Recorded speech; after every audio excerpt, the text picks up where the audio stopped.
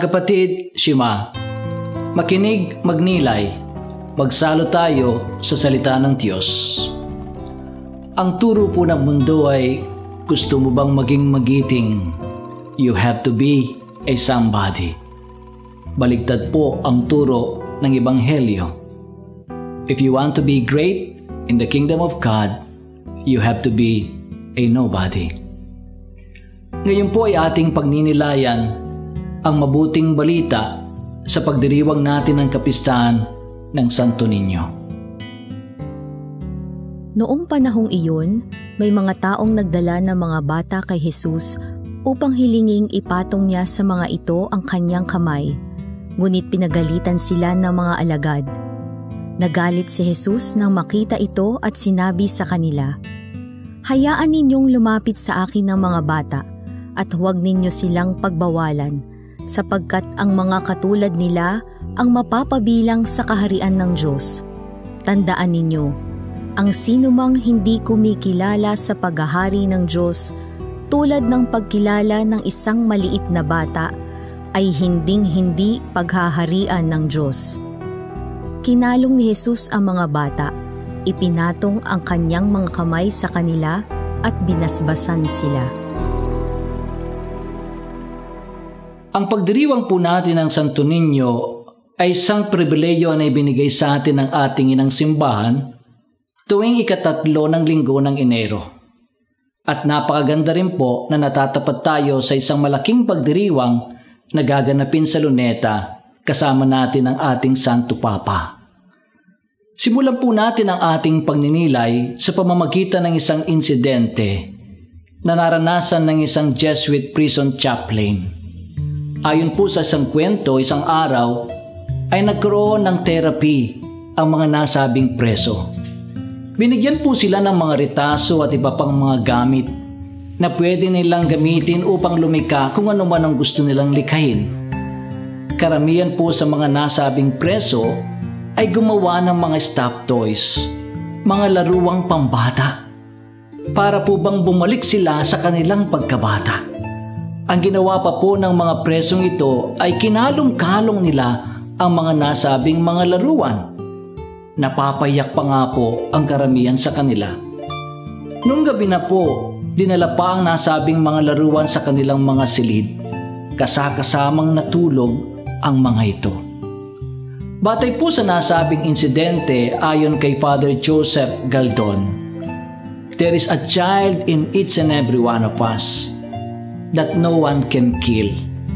We can harm it, we can cover it, we can neglect it, but it is always there. There is a child in each and every one of us. And God is always trying to reach out to the child in us, to heal it, and also to allow the child within us to grow. Mga kapatid, ang kapistahan po ng Santo Niño ay hindi lamang yung magsasayaw tayo ng sinulog o kaya sapat na mayroon tayong imahin ng Santo Niño gaano man ito kamahal o kaganda. At least mayroon pong tatlong hamon sa atin ang kapistahang ito. Una po, nagpapaalala sa atin ng Diyos nga natin ay naging kaysa natin. Siya po ay isinilang, naging sanggol, naging bata at lumaki. Ipinangaral ang paghahari ng Diyos at nag-alay ng kanyang sarili sa krus sa pagmamahal sa atin. Kaya ang Diyos ay kapiling natin.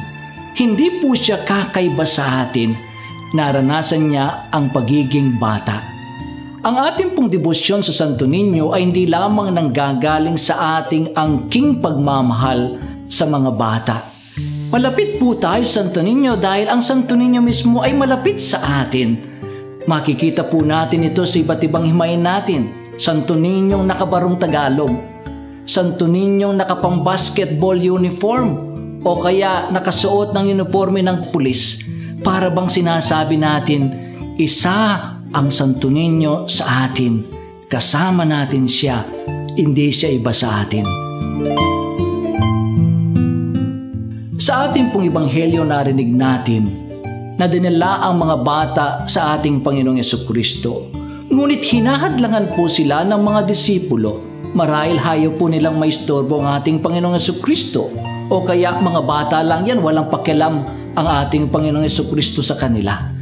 Pinagalitan po ni Jesus ang nasabing mga disipulo at sinabi niyang, hayaan ninyong lumapit sa akin ang mga bata dahil ang pag-aari ng Diyos ay napapabilang sa kanila. At kung sino man ang gustong makapasok sa pag-aari ng Diyos ay kailangang maging katulad ng mga bata. Ibinibigay po ni Jesus sa atin ang isang bata bilang modelo ng pagtanggap sa pag-ahari ng ating Panginoong Diyos. Pangatlo pong aral na makikita natin ay ang panawagan sa atin ng tunay na pagmamahal at pagkalinga sa mga bata. Para po bang inconsistent na mayroon tayong napakalakas na debosyon sa ating Santo Niño, maraming imahen ng Santo Niño sa ating tahanan na iba't ibang mga klase, iba't ibang sizes, ngunit wala po tayong pakialam sa mga nangyayari sa mga kabataan sa ating piling.